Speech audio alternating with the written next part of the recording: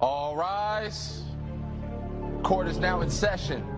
The verdict in this case is in. But what if the crime didn't unfold at all, the way the prosecution presented it? This is We the Jury, a Wrongful Convictions News true crime podcast, and we invite you to join us as we delve into cases that may have been derailed by a wrongful conviction. We'll examine the evidence used to secure guilty verdicts, and then you decide, should the defendant have been found not guilty? These are the stories that keep us up at night.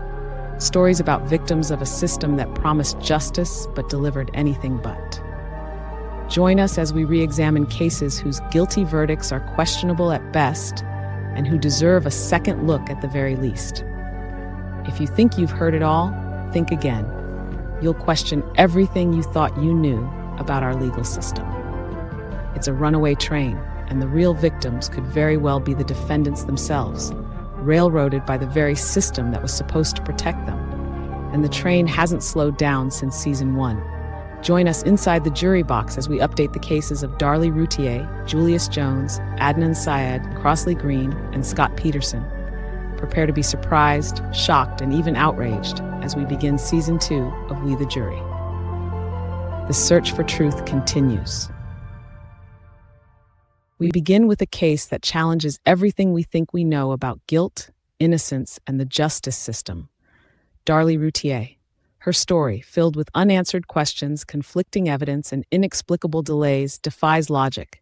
So settle in while we take a look at the facts, the controversies, and what's happened since season 1. Here's what we already know. Darlie says she woke to an intruder, chased him, and picked up a knife she hoped held fingerprints. Her frantic 911 call raised suspicion, especially when she mentioned possibly ruining prints, but taken in context, she was simply trying to help. They left the knife laying in a... There's a knife, don't punch anything. I already punched him, picked it up. Get out the door. The knife was laying over there and I already picked it up. Okay, it's all right, it's okay. We got the prints, baby. Next, her neck laceration was described by prosecutors as superficial and self-inflicted, but in reality, it was dangerously close to a major artery. Speaking from personal experience, I have a surgical scar in almost the same spot, one that went deep enough for doctors to replace a disc with cadaver bone, and it's barely visible today. Yet Darlie still has a noticeable scar from her supposedly superficial wound. Additionally, although Darlie is right-handed, her wounds were inflicted with a left-handed motion, a detail that one juror said would have led him to vote not guilty if he had known that and seen the full extent of her injuries and all of the evidence photos that the prosecution kept from the jury. Then, although 12 unidentified fingerprints, including 2 bloody ones, were found at the scene, testing dragged on for 9 years, and in the end, none matched Darlie, her family, or anyone else. To this day, their origins remain a mystery. Additionally, reports of a suspicious black car near the home were ignored, and a bloodied sock found 75 yards away couldn't have been planted by Darlie, given the timeline. Then there's Darren's demonstration of how the alleged intruder could enter and exit the window without disturbing evidence, contradicting prosecution claims. And a blonde hair near the window, which was said to initially match Darlie, was later identified as a police officer's, confirming contamination. Then the jury fixated on Darlie's lifestyle, specifically her breast implants and flashy clothes, which were somehow used against her as evidence. Evidence of what? I'm not sure. Poor taste in fashion? Maybe. But if you ask me, that just makes her an innocent woman with flashy clothes and breast implants, not a cold, calculated murderer. But for many, the state's case against Darlie hinged on a single video clip, her silly string birthday memorial at her son's gravesite. Some found this behavior inappropriate, even shocking. But I see something entirely different, a mother's incredible strength to honor a promised birthday celebration despite unimaginable pain. While others judge Darlie's composure, I'm struck by the depth of love it must have taken to push through that day. Most of us, myself included, would likely have been curled up in a dark corner, broken beyond function. Is it reasonable to judge someone's guilt or innocence based on how they grieve? Is there really a right or wrong way to process such profound trauma? When author Barbara Davis and lead prosecutor Greg Davis denounced Darlie's demeanor as inappropriate and disgusting, they weren't presenting facts. They were offering opinions, shaped by their own experiences and biases. Opinions that, in a just system, should never influence the actual evidence. When we got into the case, what I encountered was someone who was depraved, who was evil, who was selfish, who was self-focused, and who was in a state of denial. Because the truth is, a prosecutor's personal opinion, no matter how harsh, should have no bearing on whether someone is prosecuted for murder. You can think someone is the scum of the earth. It doesn't make them a murderer. And it certainly shouldn't be treated as proof of wrongdoing in a court of law. Interestingly, Barbara Davis, who initially believed in Darlie's guilt and wrote about it in her book Precious Angels, has since changed her mind. After discovering that the jury never saw critical photos of Darlie's injuries and learning about prosecutorial misconduct and perjured testimony, Davis now believes Darlie is innocent and has publicly expressed regret over her earlier conclusions, stating it was her biggest shame. Here's the paradox. If Darlie were truly guilty, if she were capable of committing such a crime and staging a cover-up, wouldn't you expect her to be more careful, more calculating, more concerned about appearances? I would. So why did the jury and the public accept the idea that Darlie's behavior and demeanor in her time of unimaginable grief was evidence of guilt? This kind of thinking isn't new. It's the same logic that fueled the Salem witch trials. If you don't perform innocence the right way, if you don't cry, faint, or scream on cue, you must be guilty. 4 centuries later, we're still treating subjective expectations of behavior as if it were hard proof. And let's face it, it's easy to dismiss the idea of a mysterious intruder, a shadowy figure who slips in and out without leaving a trace, especially when the crime is as senseless as the murder of 2 children. Without a clear motive or suspect, that story can sound less like a real possibility and more like a desperate defense. But this kind of thinking doesn't account for the outliers, and history has shown us the unthinkable can and does happen. Take Julie Routier, for example, a mother whose life was upended under nearly identical circumstances. She, too, insisted an intruder attacked her and killed her child, and just like Darlie, she was met with disbelief. The prosecution painted her as the only possible culprit, simply because she was supposedly the only one there.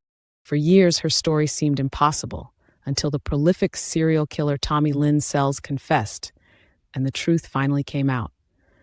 The sad truth is, if Sells hadn't confessed, Julie, who spent 4 years in prison praying for that miracle, would likely be sitting right where Darlie is today. Both cases force us to ask tough questions about our justice system. Are we too quick to dismiss the unlikely? Do we ignore the possibility that evil incarnate can slip in unnoticed simply because it's hard to imagine? Do our instincts about what's most likely lead us straight down the road to tragedy? And how many times has a parent's grief been mistaken for guilt simply because the real story was too far-fetched to get our arms around? And it's not as if these are the only documented cases. Far from it. There are countless others. People like Kirk Bloodsworth, David Cam, Juan Rivera, the list goes on.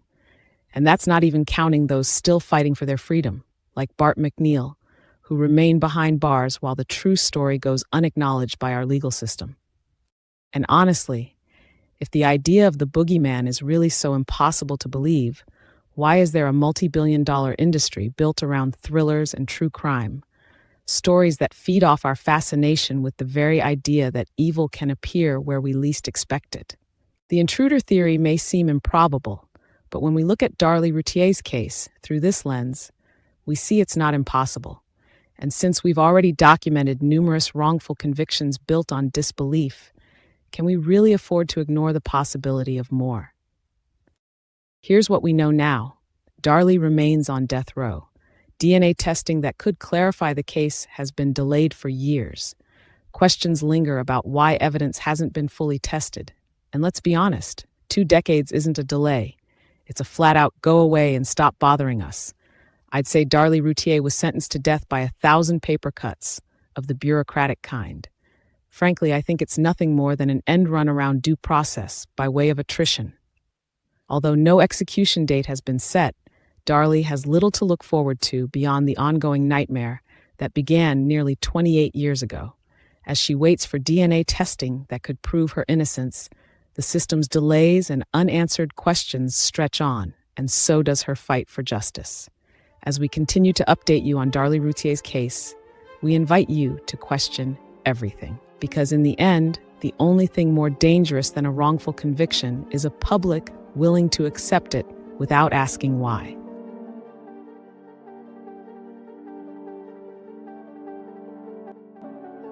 Moving on to the tragic case of Julius Jones. Here's what we know from Season 1. In 1999, Paul Howell was murdered in a carjacking. The shooter was described as a black man with visible hair beneath a skull cap. Julius Jones, a college student, was home with his family at the time, miles from the crime scene. Yet, largely on the testimony of incentivized witnesses, people who stood to gain from implicating him, and the word of his co-defendant, Julius was arrested, tried, and sentenced to death. The evidence? It was thin. No fingerprints or DNA linked Julius to the car or the murder weapon. The red bandana found in his parents' house, supposedly worn by the killer, showed no saliva or sweat. Eyewitness descriptions fit his co-defendant better than they fit Julius. His trial was marred by an unprepared defense, racial bias among jurors, and a prosecutor with a history of misconduct. Key alibi witnesses weren't called, and the jury never saw photos showing Julius's hair was too short to match the shooter's. Multiple black jurors were struck from the panel for questionable reasons. One juror even lied about his criminal record to get on the case.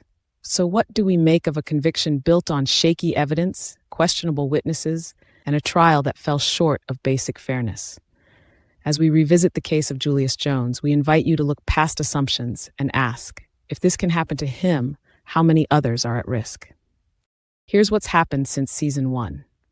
Julius Jones's fight for his life reached its most harrowing moment in November 2021, when the state of Oklahoma scheduled him to be executed. The clock was running out. Then, just hours before the execution was set to take place, Governor Kevin Stitt stepped in and granted clemency. Julius's death sentence was commuted to life in prison without the possibility of parole. He was spared execution, but not granted his freedom. Julius remains incarcerated for a crime he has always insisted he did not commit. This last-minute decision wasn't made in a vacuum. Twice, the Oklahoma Pardon and Parole Board recommended Julius's sentence be commuted after reviewing the troubling questions surrounding his conviction: the incentivized witnesses, the questionable evidence, the racial bias, the mishandled defense. His case had become a flashpoint for debates about wrongful convictions, attracting the support of activists, legal organizations, and celebrities like Kim Kardashian, all calling attention to the cracks in the case against him. But while the world watched and many breathed a sigh of relief when the execution was halted, the story didn't end there. Julius is still behind bars, serving life without parole. His supporters continue to fight for his exoneration, arguing that the same problems that nearly led to his execution still haven't been addressed. They point out that the original issues are the same reasons why Julius deserves a new trial, if not outright release. So where does that leave us? Julius Jones is alive, but not free. The questions raised in his case haven't gone away, and neither has the movement demanding answers. The story of Julius Jones is no longer just about one man on death row. It's about the kind of system that can put him there and what it takes to stop it from happening again.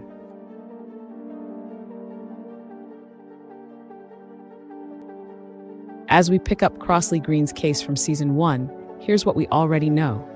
Crosley Green was convicted for the 1989 murder of Chip Flynn in Titusville, Florida, a conviction built almost entirely on the word of Kim Halleck, Flynn's ex-girlfriend, who also happened to be the only eyewitness.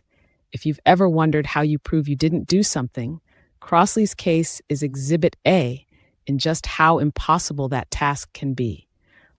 According to Kim, a black man with cherry curls and brown work boots appeared out of the dark, forced the couple at gunpoint to drive to an orange grove, tied Chip up with a shoelace, and then, after a series of improbable moves involving a manual transmission, a hidden gun, and a wild shootout, disappeared into the night. Kim managed to escape, but her story, from the shoelace to the shifting of the truck, never quite added up. The crime scene evidence was a mess. No fingerprints from Crosley, no gunshot residue on Chip, and the shoe prints at the scene didn't match the work boots Kim described. Even the photo lineup used to identify Crosley was flawed, with his photo smaller and darker, drawing the eye straight to it. Hardly a fair process, even by 1989 standards. The details that should have raised red flags for the jury? The missing jeans, the mysterious shoelace, the impossible truck maneuvers, and the fact that Chip's hands were tied loosely enough that it looked more like a gesture than a restraint. The prosecution's case rested almost entirely on Kim's eyewitness testimony, plus 3 alleged jailhouse confessions, 2 under pressure and threat, all of which were recanted. Meanwhile, Crosley had multiple alibi witnesses placing him at a party miles away, but their testimony was dismissed out of hand. And then there's the matter of race. In Crosley Green's trial, the words black man were used over and over, 60 times in the trial record, in a county known for its history of wrongful convictions and racial bias. The all-white jury deliberated for barely 3 hours before convicting him and sentencing him to death. But here's what's happened since. In 2018, a federal judge ruled that Crosley's conviction should be overturned. The prosecution had withheld evidence that the first 2 deputies on the scene believed Kim herself was the likely shooter. That's a textbook Brady violation, and it should have been enough to end the story right there. The judge ordered Crosley released or retried. Instead, the state appealed, and Crosley waited until 2021, when he was finally released on a conditional basis after 32 years in prison. For 2 years, Crosley lived what he called the best years of my life. He reunited with family, met his grandkids, found work he loved, and built a life in the community, under the watch of an ankle monitor, but free. All the while, his legal team fought to keep him out. But in the spring 2023, after the U.S. Supreme Court refused to hear his appeal, the 11th Circuit's decision stood. Crosley Green, now 65, was ordered back to prison to serve out his life sentence. His return was heartbreaking. He spent his last weekend at church, comforting his family, telling them to be strong.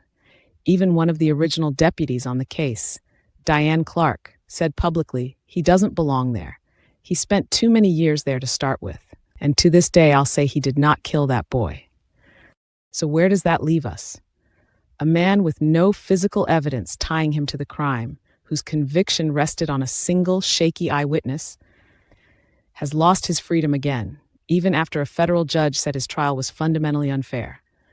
The truth is, the system doesn't easily admit mistakes. Even when the evidence points elsewhere, even when key witnesses recant, even when those who were there say you've got the wrong person, the machinery grinds on. Crosley's team isn't giving up. There's talk of parole or clemency from the governor.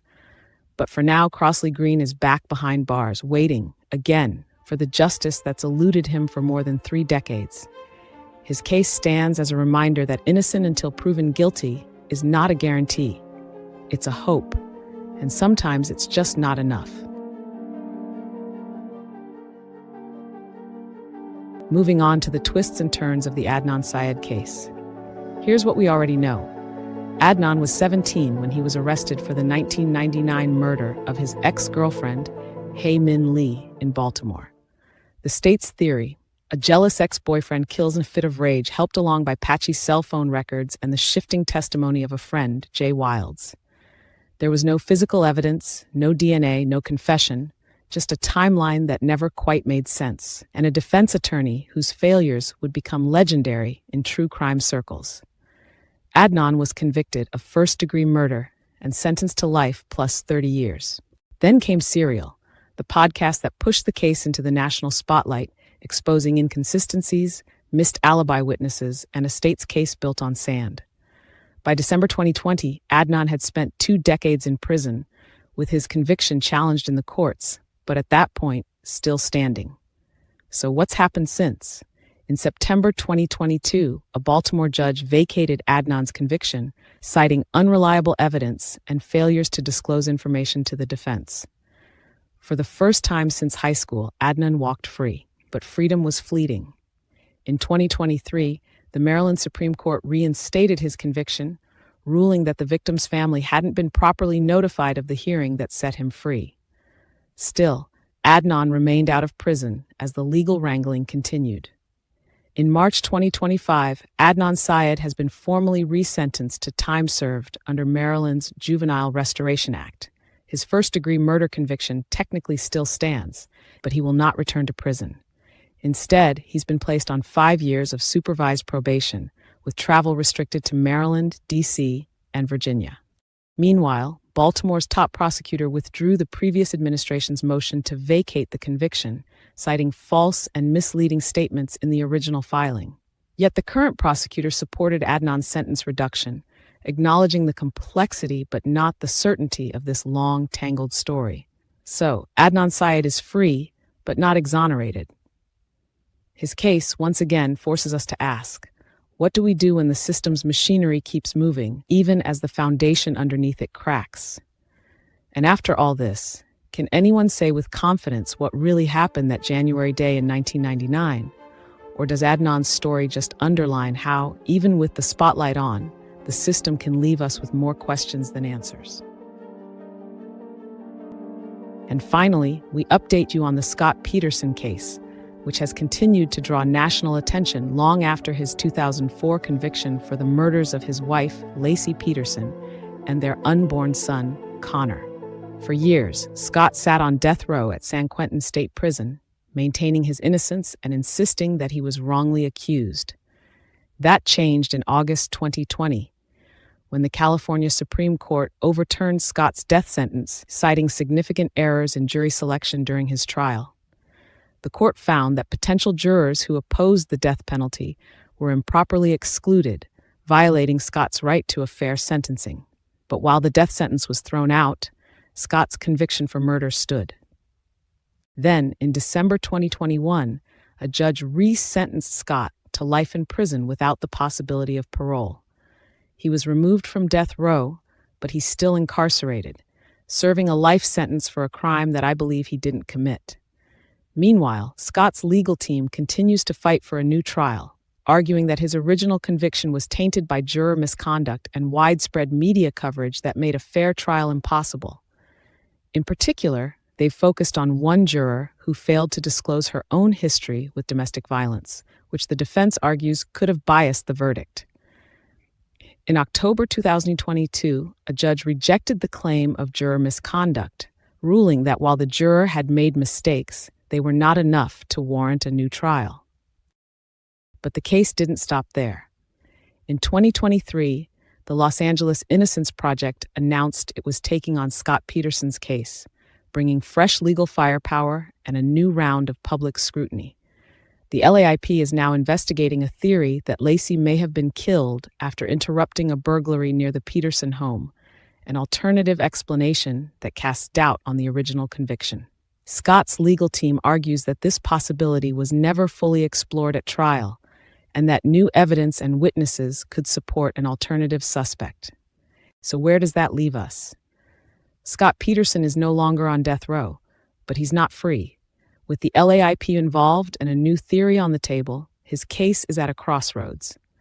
The story of Scott Peterson is now less about the death penalty and more about what it takes to challenge a conviction in the face of public scrutiny and lingering doubts. Thanks for listening. Be sure to join us next time for episode 2, when we explore the tragic case of David Thorne, a story involving a self-serving witness, recanted testimony, and a justice system unwilling to admit it got it wrong. We hope you'll join us for the next episode of We the Jury.